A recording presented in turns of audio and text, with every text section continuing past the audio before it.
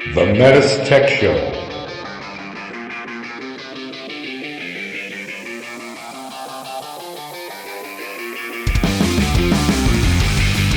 Welcome to the METUS Tech Show, a show for HVAC professionals by HVAC professionals. The METUS Tech Show. Mitsubishi. All right, so what was the weirdest thing you had to do? I would say cleaning the deck with a scuzz brush. So you know those brushes that we used to buff our boots with? Yeah. Right? So I would say there's, 45 of us maybe in that squad bay. And every week for field day, which I found out was inside, not outside like you are in grade school or high school, right?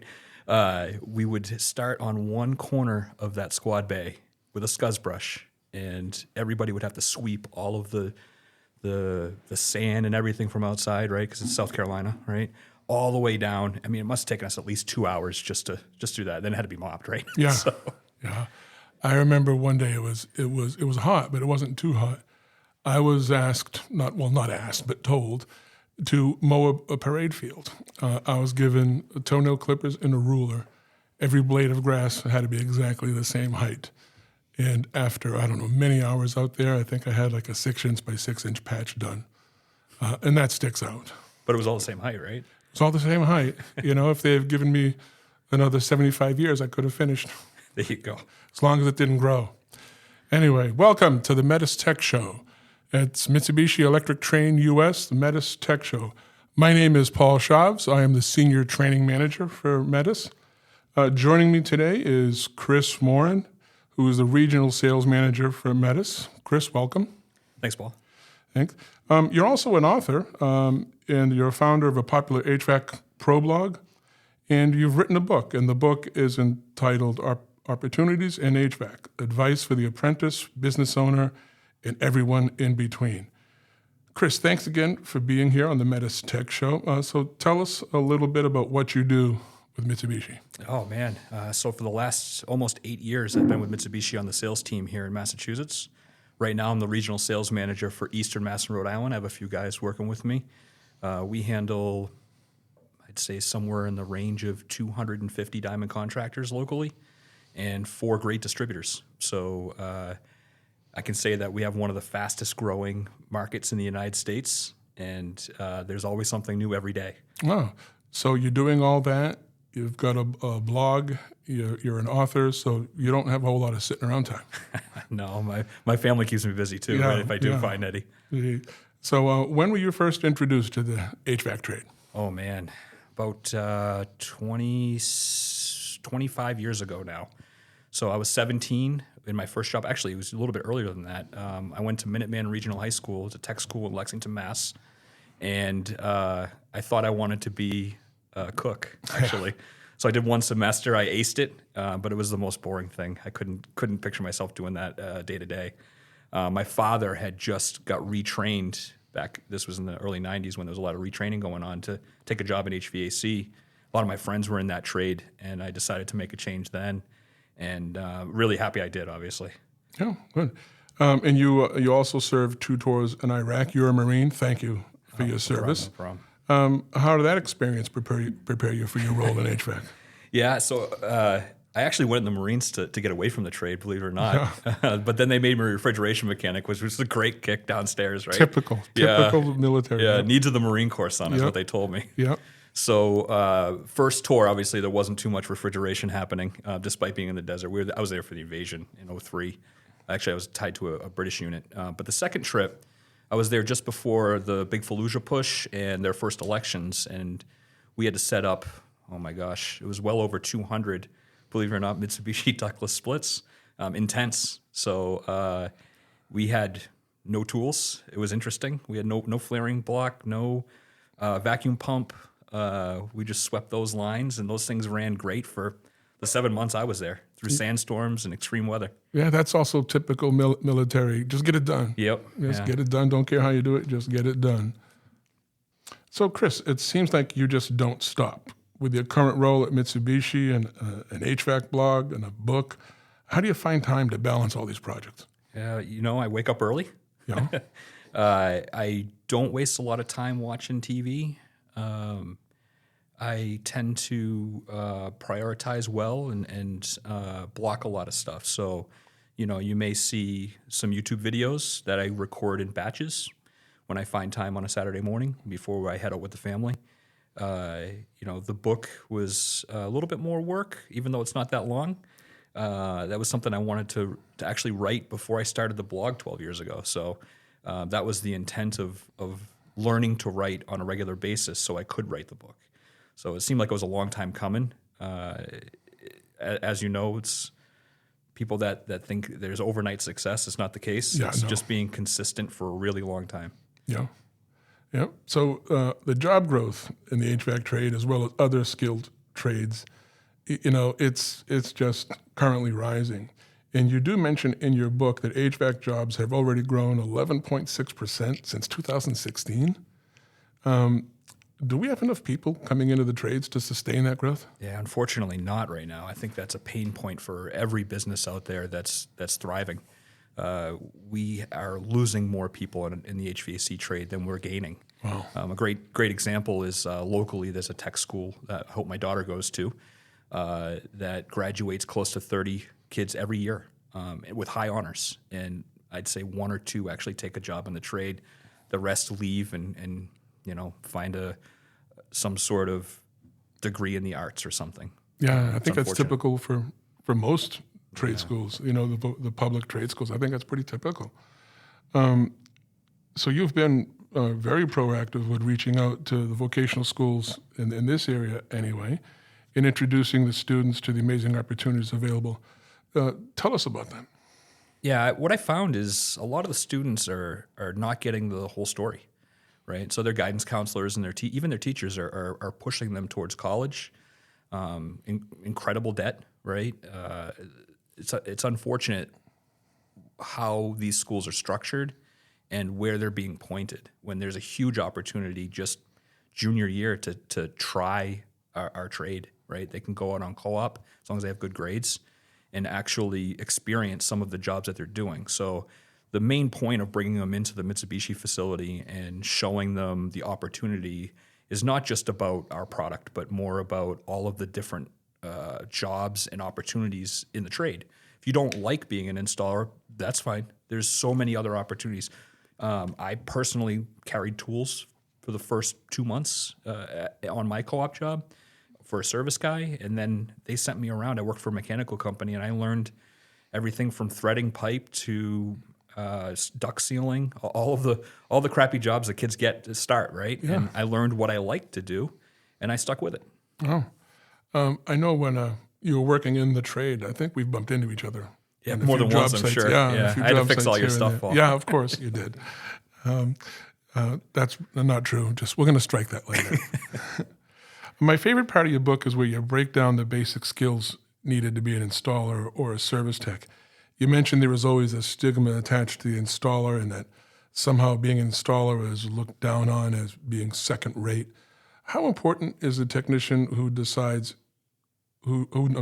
dedicates his craft to installation, to just installation? Yeah, it's instrumental for everything in the business, right? I think that if you're able to install a system correctly the first time, you can be the most valuable part of that business. And I know plenty of installers that make way more money than service techs at the same company. Yeah. Because they're reliable, they show up on time, ready to work. They do not go over on their allotted amount of time that was quoted for the job, and they do it at the highest quality, right? And you have an opportunity every day or two, particularly if you're installing Mitsubishi products, to improve that process, right, and get better and teach another person so that way you can split that crew. It's a huge part of our business that I wish every technician actually had to start out as an installer. Yeah.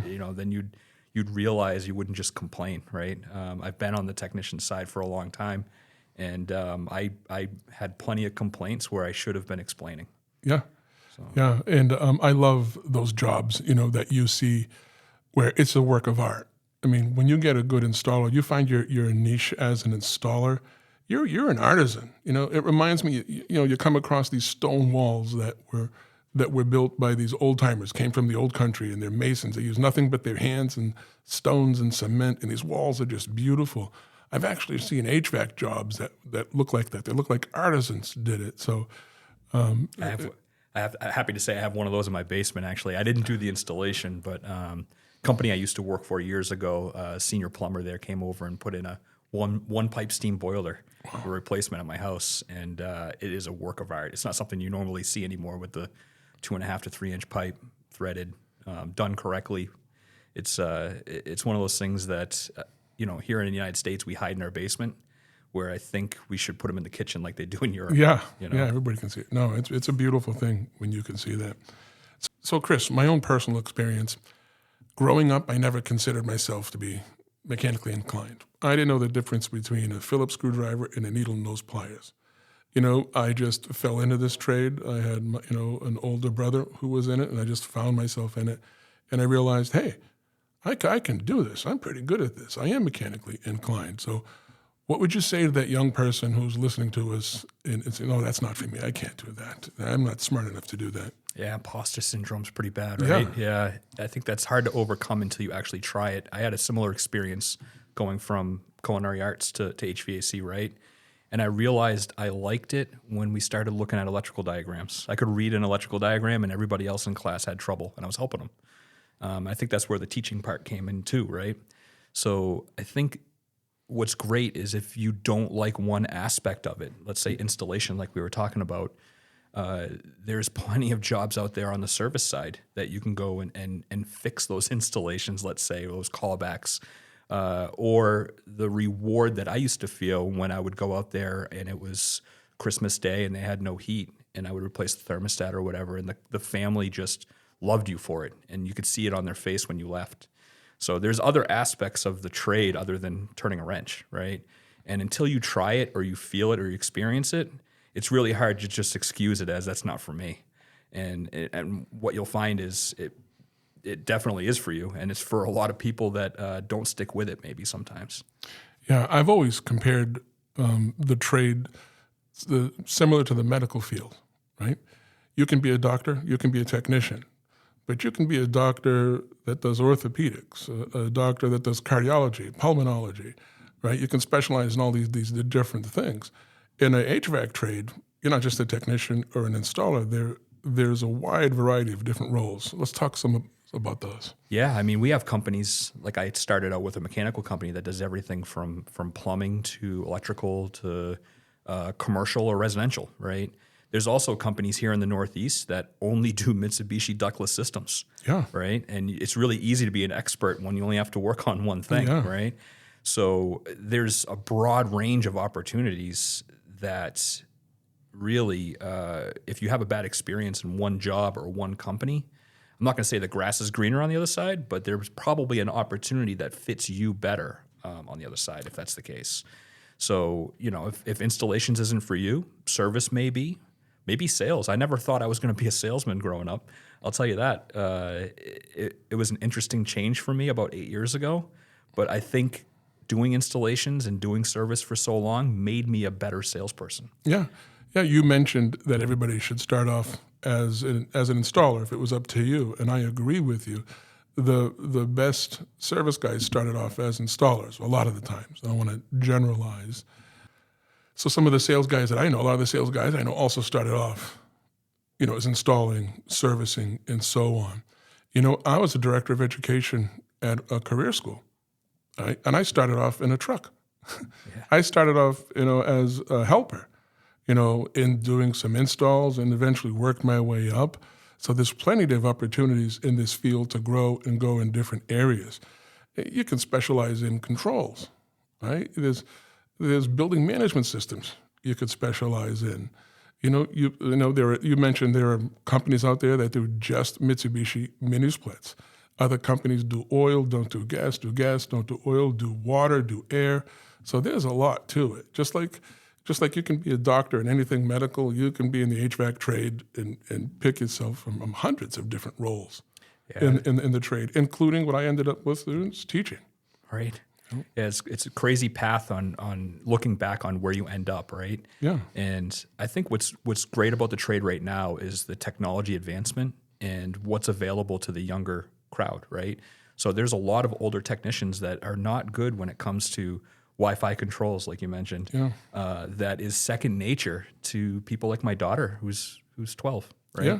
She could probably run circles around some of the guys we have when it comes to setting up a Kumo cloud adapter, right? Yeah. And really, when you're diagnosing some of our systems, it's like working on a small computer. And sometimes you need your computer in order to actually diagnose it, right? So that kind of technology that's available in our trade now speaks really well to the people that grew up with it. And it's a huge opportunity, and it's not just for men, right? But there's a huge opportunity for women in every aspect of our trade as well. Yeah, we actually have a different podcast that talks about women in HVAC. But getting back to what you just said, I think for the younger people, they have an advantage over somebody like my age. I remember the first time I looked at a Mitsubishi outdoor unit. I opened the cover and there's a printed circuit board in there and it's upside down, and I'm like, what? I was totally intimidated, right? Somebody today will look at it and say, no, it's just a printed circuit board, They're not going to let it faze them. Right? Yeah. So it's that fear you got to get over, and I think maybe that's an advantage for the younger people. They won't have that fear of technology. Yeah, or fear of learning, actually, sometimes in that exactly. instance, right? They want to keep up with that kind of stuff where it's almost dreadful for some of the older guys. Yeah, no, and that's the important thing in this trade. Again, relating it to the medical field. You don't just become a doctor and stop learning. You're always learning. You always go into some type of schooling. It's just continuous. There's research and there's learning. You do well in this trade when you never stop learning. That's fair. I mean, any trade. Yeah, right, any Paul? trade. Yeah, any trade. Keep learning. Yeah, I think the way we've done training is starting to cater towards the younger crowd too. The training that we used to do in person that was more of a salesy type pitch, right, about products and benefits and features.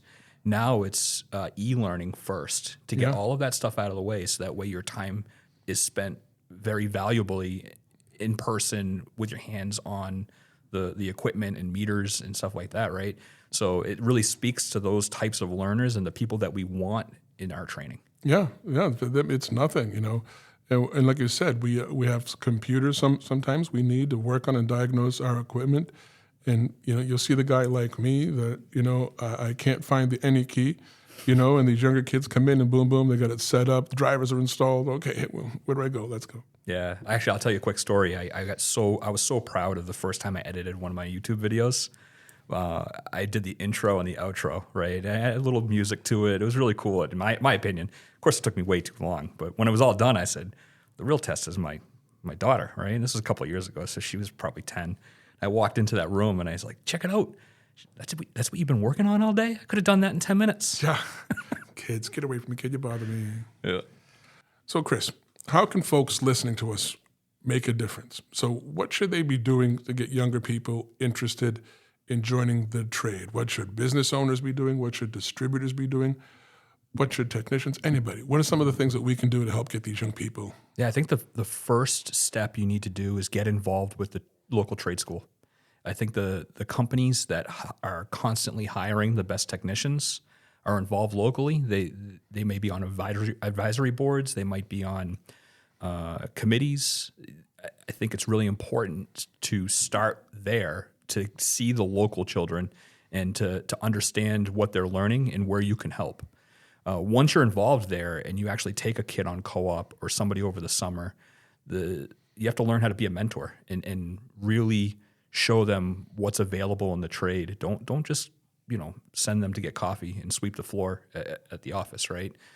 Make sure you're out there teaching them and walking them through what you think is just the basics, and they probably needed to learn in school, but they were too busy talking to their friends. I mean, I learned more the first 2 months on co-op than I did the previous 2.5, 3 years. Yeah, I used to say that the HVAC school doesn't prepare you to work in the field. It gives you the tools necessary to learn the trade. The trade is learned in the truck, and I agree with you. I think that's important. What you just said. A young student comes in. They're on co-op. It's their first week out of school. You have to take the time and explain like you mentioned earlier. You got to take the time and explain, this is why you don't do this. This is why we're doing it.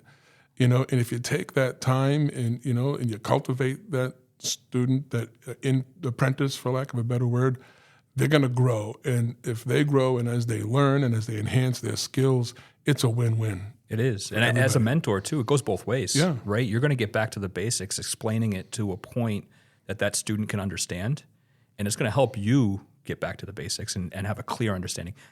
As you know, as a trainer, you can't train unless you're the expert. No. So, as a mentor, I would say make sure you prepare yourself for a lot of questions, where you may be listening to a podcast as you're driving down the street. Now you're listening to the kid ask a lot of questions on the way to the job. Yeah. No, I think it's Ben Franklin that has that quote, in order to teach, one must first be willing to learn. So, yeah, I was surprised when I started teaching how much more I had to learn about stuff I already knew about. Yeah, I still freshen up. Yeah, you have to. You have to. So what advice would you give for someone considering a job in the HVAC field? I'm a senior in high school. I haven't gone to a Voc school, let's say, and is that something I could consider? What advice would you give to that young person?